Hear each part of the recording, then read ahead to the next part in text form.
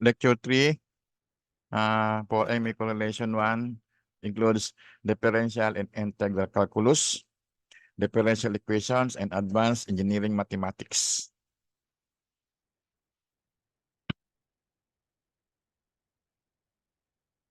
So first, differential calculus.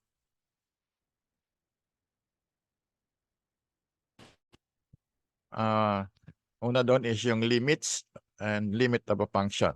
So when successive values of a variable x approaches nearer a fixed number a in such a way that the difference a minus x becomes and remains numerically less than any pre-assigned positive number, however small.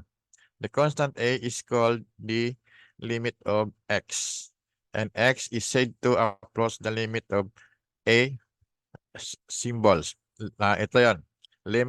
X is equal to a. And yung limit ng x is meron siyang value na a. F as x approaches a, the difference between f of x and some number, fixed number L, ultimately becomes and remains numerically less than any pre-assigned constant, however small. The function fx is said to approach the limit L, and we write the limit of fx as x approaches to a is equal to L. So if we wish to consider what happened when x approaches the positive side only, we will write the limit of fx, a function of x, as x approaches to a positive is equal to L. So yung x niya is nasa positive side lang. For negative side naman is ito, limit of function of x where x approaches to a negative is equal to L. Yan. Yan ang symbol niya. Okay? Itong kung sa x and y, itong y, ito yung function of x. Okay. So, sample, kung yung x nag-approach sa a, so ang value ng fx mo, ito yon yung limit niya. Yung sa asymptote. Hindi siya umaabot ng approaching lang siya, hindi siya nag-exactong a. Okay? Example number 1. Evaluate the limit of x squared plus 3x minus 4 as x approaches 3. Okay? Naka-ano. Okay, solution. Abusin natin to. Back. So, substitute mo lang yung x na is equal to 3. The limit of function of x as x approaches to 3 is equal to 3 squared plus 3 times 3 minus 4 is equal to 14. So, the answer is letter B. Next, differentiation of algebraic function. So, derivative of a constant. So, fy is equal to c. Then no matter what values of x and delta x may be, uy will remain unchanged, and hence delta y is equal to 0. So, delta y over delta x equal to 0. O derivative of y, ang basa niyan, ang derivative of y with respect to x is equal to the limit of delta y over delta x as delta x approaches to 0 is equal to 0. Okay, constant kasi. So the line y is equal to c is parallel to x. Its slope is everywhere 0. So itong line na yan. Horizontal siya.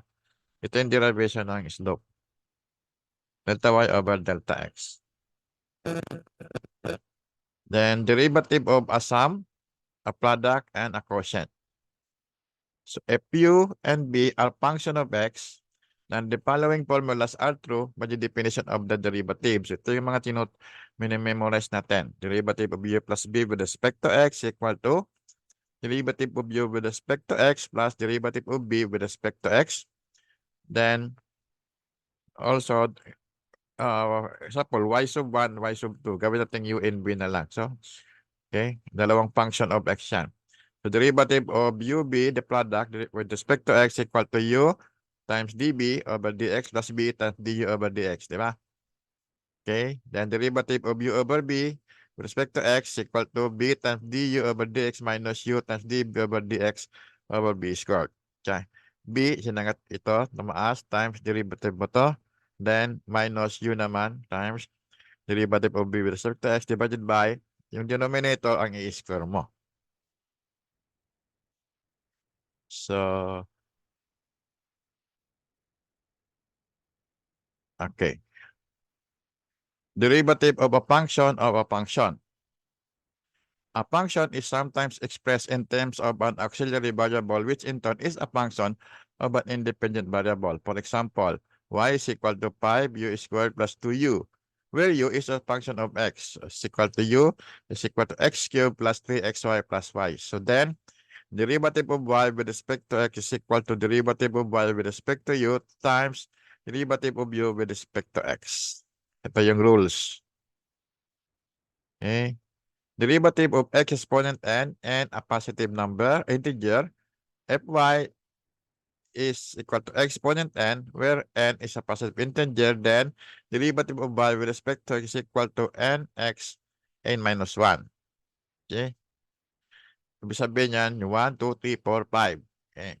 Derivative of xn when n is fractional, so ito yun. F is y is equal to x exponent p over q, where p and q are positive integers, then derivative of y with respect to is equal to p over q times x exponent p over q minus 1. Halos same lang.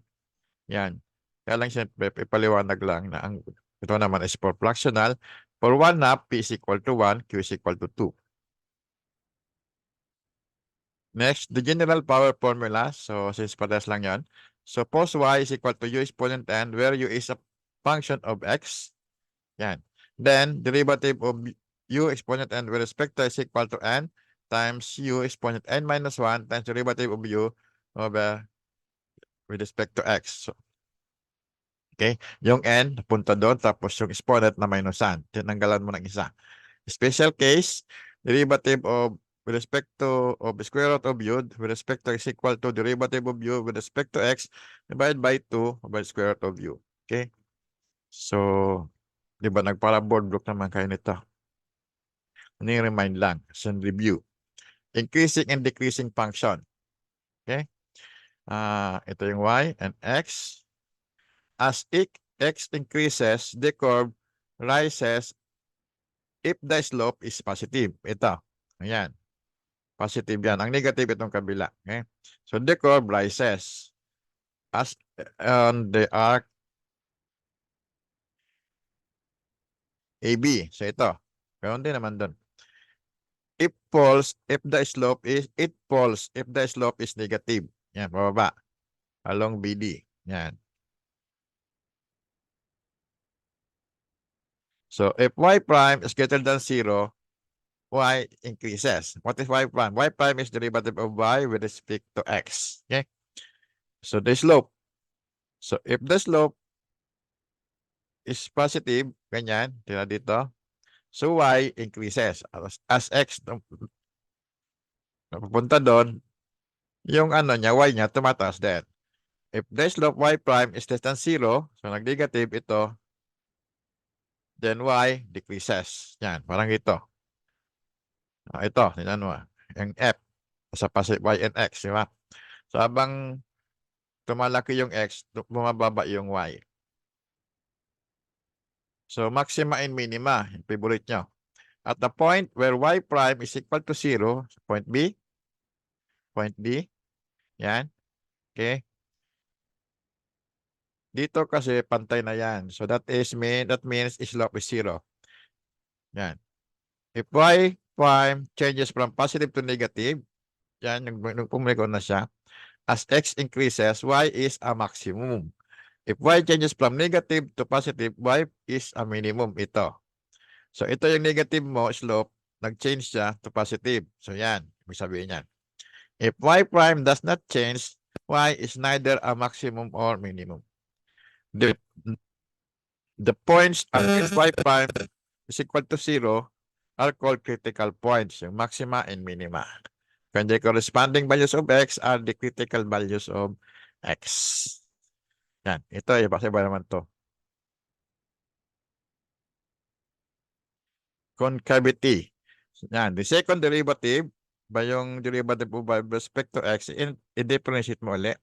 The second derivative is the rate of change of the first derivative. It follows that When y double prime, ito yung second derivative, is positive, y prime is increasing as x increases the tangent towards in the counterclockwise sense and the curve is concave upward. When y double prime is negative, y prime decreases, the curve is concave downward. At a maximum point on the curve is concave outward. And hence, y double prime, if it is not zero, must be negative. At a minimum y prime, if not zero, must be positive. Right?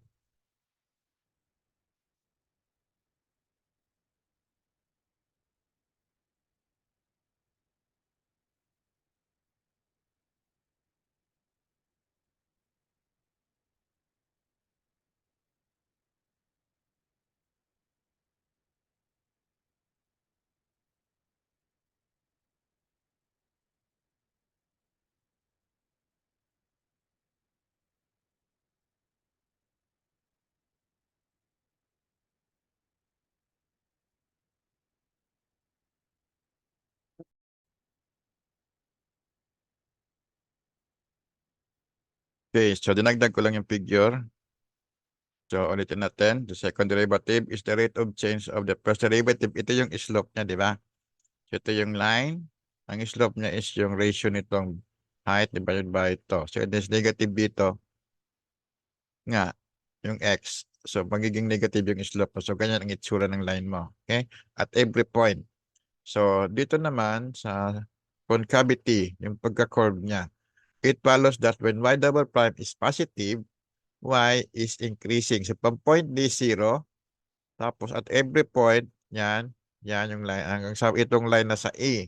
So, ibig sabihin siya, nag-rotate siya counterclockwise, and sa counterclockwise rotation niya, lumalaki yung slope niya, di ba? Incline siya, ito man sa inclination, so lumaki yung slope. So, the curve is concave upward. Yan, concave. Okay? So, when y double prime is negative, y prime decreases. So, ito naman sa B to D o to C o D. Yan. 0, then pag ganyan. So, ibig sabihin, ito, tapos dyan. This is, A to B. Okay, A to B pala. Concave upward din yan. Dito, 90 degrees ang slope mo. So, dito, bumababa siya hanggang sa maging 0. So, yan. So, ang nagawa pala natin is clockwise. So, dito.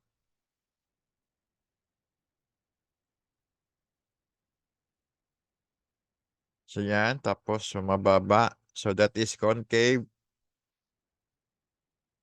downward. Naman binanggit ko counterclockwise. Basta mula dito, yung slope mo hanggang 90 degrees to 0. So, nag-decrease. So, y double prime is negative. So, concave downward. At a maximum point, the curve is concave downward. And hence, y double prime, if it is not 0, must be negative.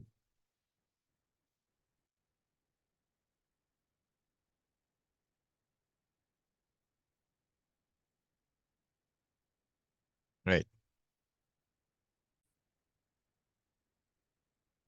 Okay, so sabi dito, at the maximum point, at a maximum point, the curve is concave downward. Pag concave downward, so andyan yung maximum point niya. So, if it is not 0. Okay? So, mache-checkin mo. Pag nag-ano siya, nag-0, so next topic yun. Must be negative. Yan. So, yung y double prime, mas negative. So, dito naman, at a minimum, dito sa point na to, if not 0, must be positive. So, pag positive yon, nasa location ka ng minimum point sa curve. Ayan.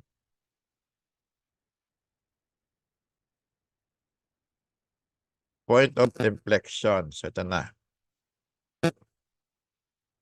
Ito yung mga point of inflection, yung C, yung E, saka yung F. Yung change ng ng kurbada niya. From concave upward to concave downward. At a point at which the curve changes from concave, ayan, upward to concave downward or vice versa is called the point of inflection. At a point of inflection, the tangent reverses the sense in which it turns. So y double prime changes sign. Hence, at such a point, y double prime, if it is continuous, must vanish. So the point C, E, and F are points of inflection. So must vanish. So ibig sabihin, slope siya ng slope.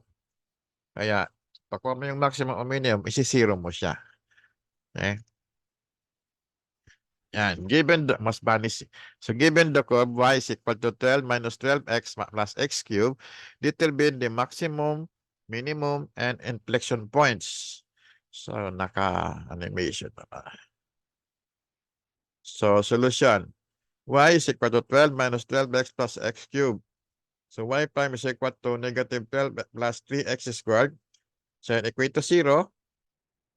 Para makuha natin yung maximum and minimum. So x is plus or minus 2. Diba? So if x negative 2, then y is 28. Substitute mo lang doon. If x is plus 2, then y is negative 4. So the maximum is negative 2 and 28. And the minimum is 2 and 4.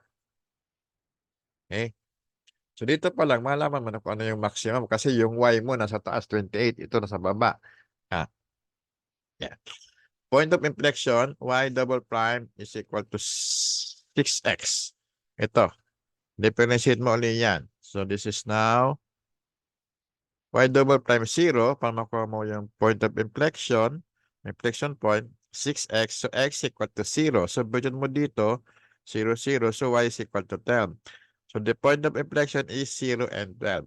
So hanapin mo na, negative 2, 28. Oops. Ito, 2, 4, and 0, 12. Okay? Y yun, di ba? Oh. Yan. So letter A. Number 3, example number 3. Find the minimum volume of a right circular cylinder that can be inscribed in a sphere having a radius r. So parang worded problem na. Solution, ito yung volume of right circular cylinder. Application to ng maxima minima. So Pythagorean theorem, so ito yung volume mo is pi x squared y. Yung right circular cylinder mo, ang x mo is yung ayan, pi x radius. Then y is the height. So since this is, kung imaginein mo, wala kasing drawing ba to? Okay, since na walang drawing.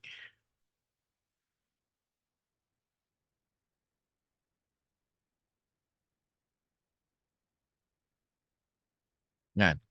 So, right circular cylinder, naka-right angle siya, yung base mo na circle.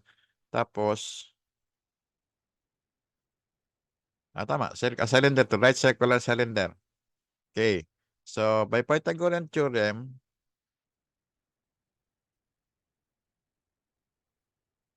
two x squared plus y squared is equal to 2r squared.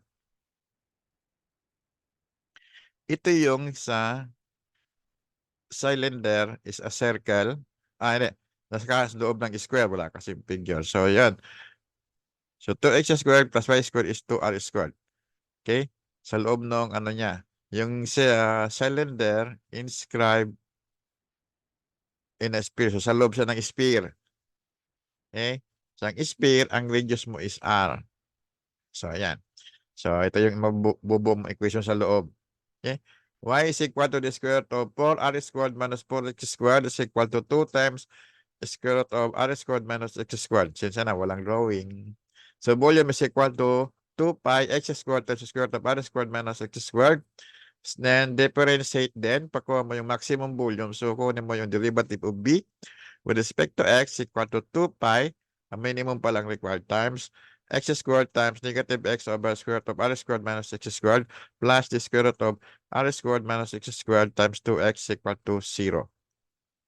So x cubed over the square root of r squared minus x squared is equal to 2x times the square root of r squared minus x squared.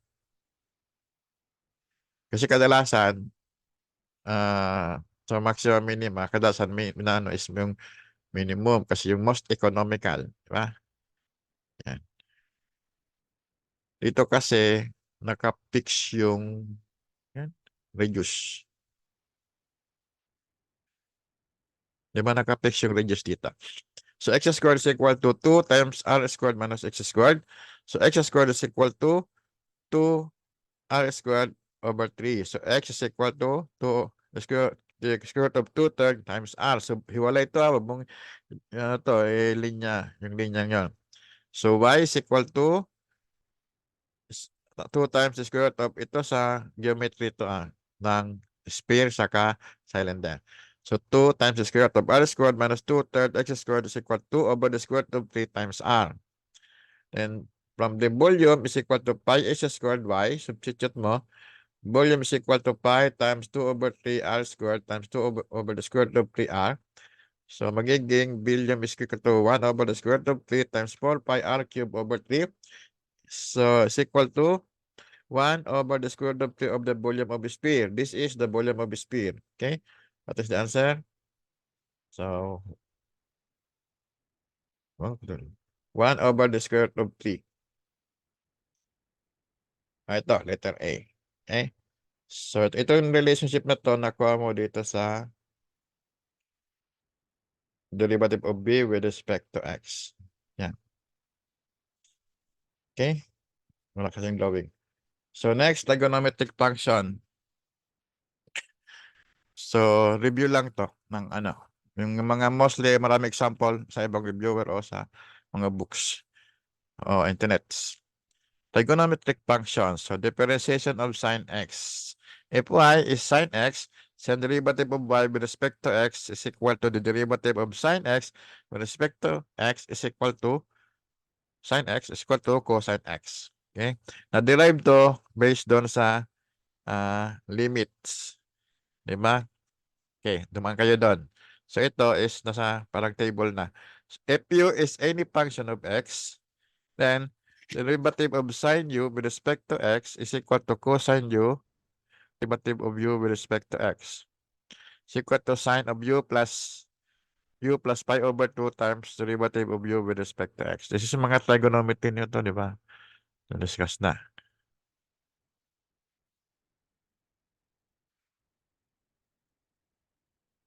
Okay. So, akala nyo makakalimutan na yung mga trigo. So, the limit of sine alpha to alpha as a approaches 0. This is equal to 1. Then, differentiation of cosine x, tangent x, etc. If y is cosine x is equal to sine of x plus pi over 2. So, derivative of y with respect to x, derivative of cosine x with respect to x is equal to derivative of sine x plus pi over 2 over 2 with respect to x equal to cosine of x plus pi over 2 is equal to negative sine of x. Yan So, if u is any function of x, then derivative of cosine u with respect to x is equal to negative sine of u, then derivative of u with respect to x is equal to cosine of u plus pi over 2 times derivative of u with respect to x. Nakatabulate naman to sa ibang reviewer. So, ito naman yung remaining trigonometric functions may be differentiated by expressing them in terms of sine and cosine as a function of, yan, derivative of tangent x with respect to x is equal to secant squared x. Derivative of cotangent x with respect to x is equal to negative cosecant squared x. Derivative of secant x with respect to x is equal to secant x tangent x. Derivative of cosecant x with respect to x is negative cosecant x times cotangent x. Now, if u is any function of x, so ito lang, palitan mo yung u. So, duplicate. Hinama ko pa rin para yung iba malilito u, ngayon naging x. So, ito pa rin. U is any variable yan. So, ito lang palitan mo lang yung dito, yung x, u. Yung ito hindi na, with respect to x yan. Okay? U is any yan. Pwede yung y, pwede yung yan. Okay? Pinabasahin. Inverse trigonometric function. So, ito same lang yon. To differentiate the function y, arc sine of x, or y is equal to arc cosine of x, y is equal to arc tangent x. Okay? Other symbol ng arc sine is Sine x yung may negative 1 na exponent between n and x. Same din sa arc cosine sa arc tangent. So, derivative of y with respect to x is equal to the derivative of arc sine with respect to x is 1 over the square root of 1 minus x squared. Derivative of y with respect to x equal to derivative of arc cosine x with respect to x is negative 1 over the square root of 1 minus x squared. So derivative of y with respect to x is equal to derivative of arc tangent x with respect to x is equal to 1 over 1 plus x squared. Derivative of y with respect to x is equal to derivative of arc cotangent x with respect to x is negative 1 over 1 plus x squared. Derivative of y with respect to x is equal to derivative of arc sine secant x with respect to x is equal to 1 over x squared of x squared minus 1. And derivative of arc cosecant x with respect to x is negative 1 over x squared of x squared minus 1. Now, if u is any function of x, so isubstitute mo lang ito. Okay? Ayan. Pares lang siya. Ayan. Itong sa loob ng na to ang palitan ko ng u.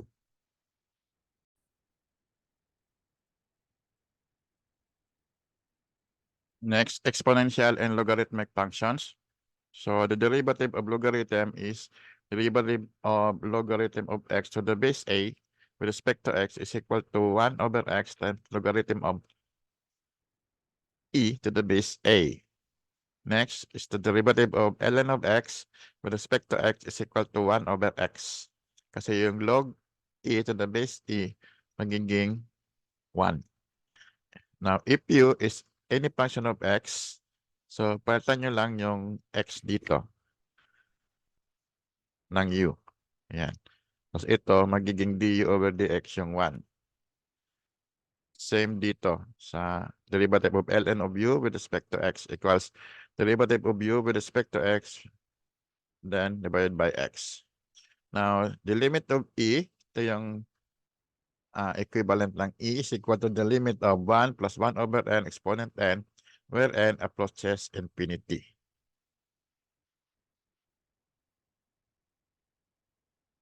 Now, differentiation of the exponential function, if y is equal to a exponent x, then the derivative of a with exponent x with respect to x is equal to a exponent x ln of a. If a is equal to e, so therefore, derivative of e exponent x with respect to x is also the e exponent x. Kasi yung ito, ln of e is equal to 1. If u is a function of x, so then yung x dito, palitan mo ng u. Tapos ln of 8, then dagdagan mo ng derivative of u with respect to x. Hindi kasama sa ln of a yan, that is product. Then derivative of exponent u with respect to x is equal to exponent u times derivative of u with respect to x. For hyperbolic functions, so balikan natin yung formula. Hyperbolic sine of x is equal to e exponent x minus e exponent negative x. Hyperbolic cosine of x is equal to e exponent x plus e exponent negative x over 2.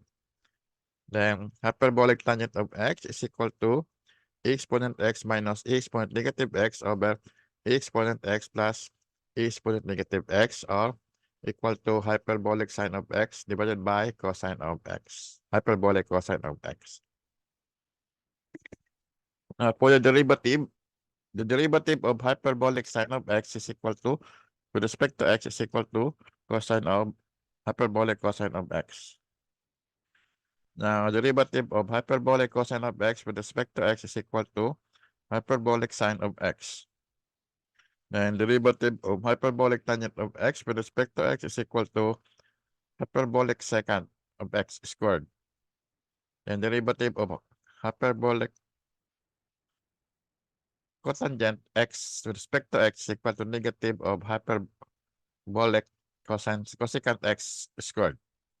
And derivative of secant hx, so para maigsi, with respect to is equal to negative secant hx tangent hx. Then derivative of cosecant xx with respect to x equal to negative cosecant sx and cotangent sx versus hyperbolic cotangent x. Okay?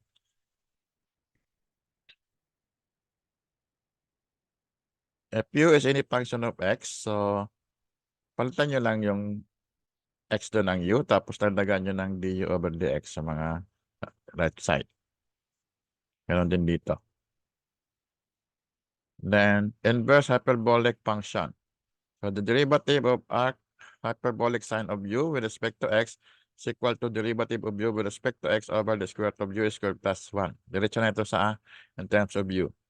And derivative of arc hyperbolic cosine of u with respect to x equal to derivative of u with respect to x divided by the square root of u squared minus 1. Derivative of hyperbolic tan of u, arc tan, is equal to, with respect to x, equal to derivative of u with respect to x divided by 1 minus u squared.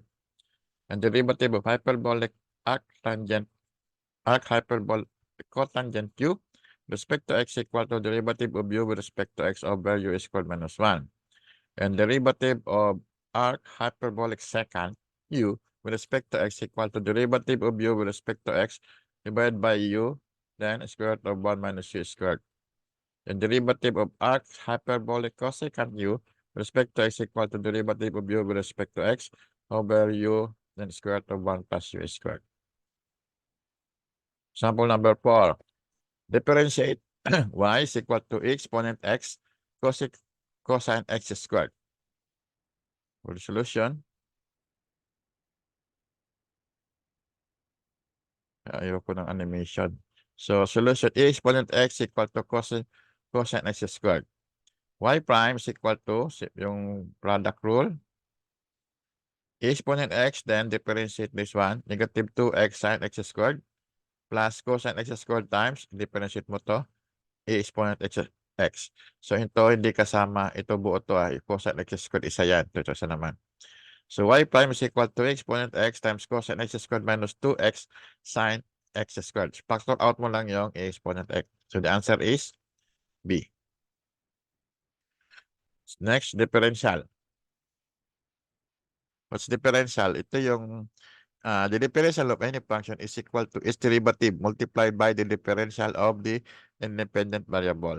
Diba? dy is equal to y prime, yung derivative, times differential of x. Ito yung mga small amount, small value. Or errors, tawag natin sa example. What is the allowable error in measuring the edge of a cube that is intended to hold a cubic meter if the error of the computed volume is not to exceed 0.03 cubic meter? Okay, sa physics meron to. So b is equal to x cubed, 8 is equal to x cubed, so x is equal to 2. Derivative of b is equal to 3x squared dx, so derivative of volume, ang error mo is 0.03. So 0.03 is equal to 3 times 2 squared dx. So dx is equal to 0.0025. Yan ang error mo naman doon sa side. Answer is C. Next is the curvature. So differential of arc ds over dx is equal to negative the square root of 1 plus dy over dx squared. Ito yung with respect to x. Curvature at the point B, k is equal to, tawagin natin itong k, differential of alpha over ds equal to y double prime absolute value divided by 1 plus y prime exponent 3 over 2 squared to. Okay, kita nyo naman yung totoong formula. So, tawag dito is curvature. The radius of curvature, it is the reciprocal of the curvature denoted by rho. Rho is 1 over k is equal to ds over differential of alpha is equal to 1 plus y prime squared exponent 3 over 2 divided by y prime absolute value. Kasi radius siya. So, ito. For any curve at any point, meron siyang kukurbada siya. So, ang radius niya, yan, at Q. So, pag na-compute mo yung radius of curvature, kunin mo yung linya tangent dyan, malalaman mo yung asan yung center. So, example number 6. Find the radius of curvature at any point on the curve y is equal to 1 plus y plus ln of cosine x equal to 0.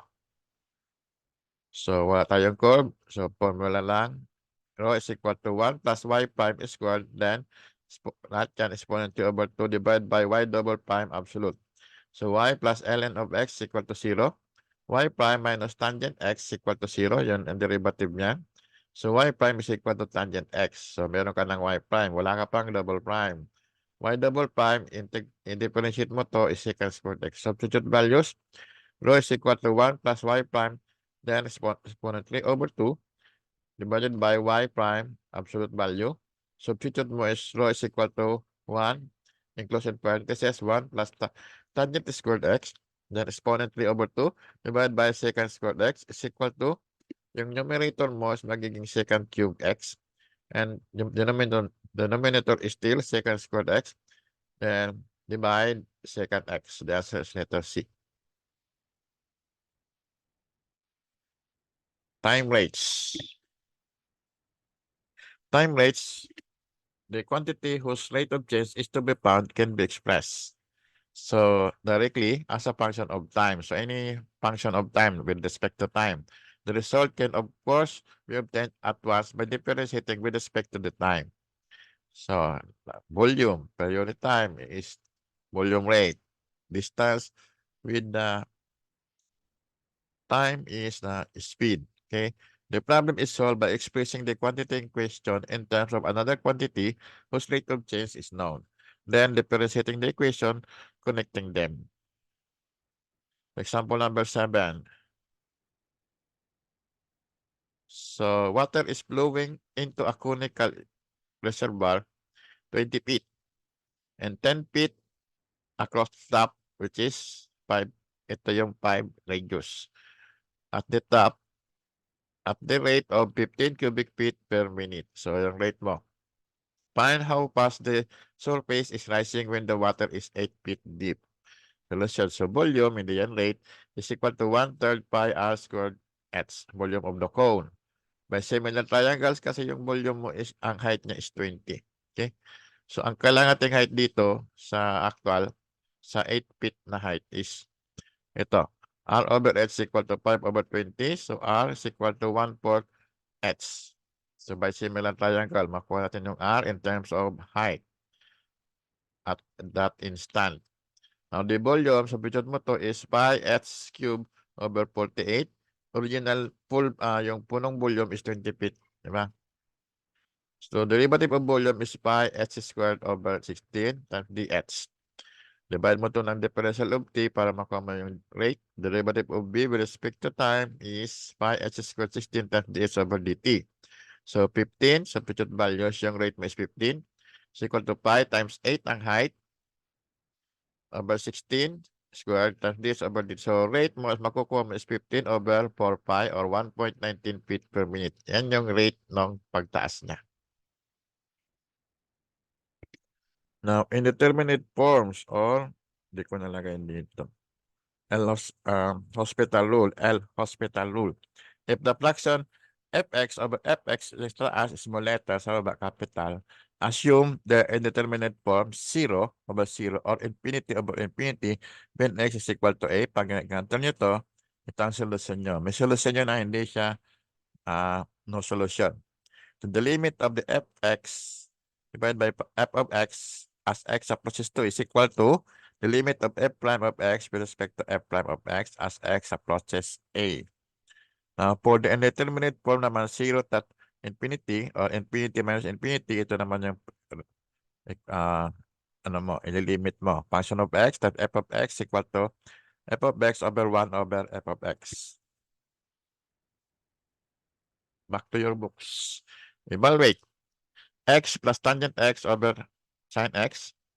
The limit is x approaches to 0. So, pag 0 to, 0 yan, 0 to. So, 0 over 0 lalabas mo. Now, differentiate ito, taas, sa kababa.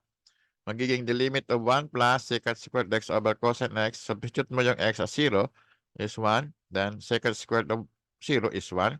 Cosine of 0 is 1. So, this is 2. The answer is letter A. Partial differentiation. Okay, patas tayo. Makikita mo lagi to sa heat transfer. Heat transfer, fluid mechanics, radiations, marami yun. Application sa mga simulation. So, Fy, we keep fixed the function, the partial derivative of c with respect to x, comma, partial derivative of f with respect to x, comma, function of x times of x and y, okay, where x constant. Yan sa baba. Ibig sabihin yan, constant yung x mo. So, ito pag derivative of y with respect to x, x is constant mo. Ang c is a function of x, x and y. So, pag nag-differentiate with respect to x, yung y mo is constant. Okay, so now becomes function of x alone. And its derivative may be found by the ordinary rules. This derivative is called the partial derivative of c with respect to x and is denoted by any one of the symbols. So c is a function of x and y. Any one of the symbol dito. The partial derivative of with respect to y has a similar meaning. So pag x is fixed, then this is y. Higher derivative. The derivative, partial derivative of c with x, partial derivative of c with y, are there some function of x and y. Okay? Ang result niya, may x and y pa rin. Kaya lang, pag dito kinuha mo, yung differentiate mo lang yung x. Yung y, considered constant. Pero sa labas, may x and y pa rin. Now, and their partial derivative can in turn be found. They are denoted by the following symbols. So, ito. So, the partial derivative of c with respect to x, then with respect to x, is equal to the second derivative of c, partial derivative of c with respect to x, or f x squared xy, yung mga symbol niya. Ibig sabihin dito, itong may x and y to, i-differentiate mo siya with respect to x as constant, as variable. So, yung mga y mo dyan, yung constant mo. Okay? Next, same din dito, partial derivative of this c with respect to x with respect to y is equal to second partial derivative of c with respect to y and with respect to x is f of xy yx. Sayang lang natin. Paras lang yan. Okay? So, ito naman ganun din. Dito, partial derivative of the partial derivative of c with respect to y, respect to is equal to partial derivative of c squared over partial derivative of x and partial derivative of y is equal to f xy times xy. Ito, ganun din. So, magiging y squared. Yan. Ibig sabihin dito, itong with respect to y na nakuha mo doon, ano mo siya sa x. Differentiate mo sa x, yung mga y dito, constant mo. Ganun din dito, yung mga x dito, constant mo. The process can, of course, be repeated to find still higher derivative. So, continue mo lang, continue. Derivative, ganun. Now, it can be shown that the two cross derivative, yan, tawag dyan. Partial derivative of second partial derivative of c with respect to y and x is then is also identical to partial derivative of c with respect to x and y. Yan. Identical talaga siya. Eksakto. Next. Find the partial derivative with respect to x of the function xy squared minus 5y plus 6. So, solution, gawin mo siyang c is equal to xy squared minus 5y plus 6. Then, the partial derivative of with respect to x nito is partial derivative of c with respect to x equal to y constant. So, ito magiging, ito pag constant to, ito lang ma-difference mo is 1. So, y squared. So, minus 5 times y is constant to, saka 6 constant. So, magiging 0. So, the answer is letter B. Okay? Yun na tayo dun sa diferensya.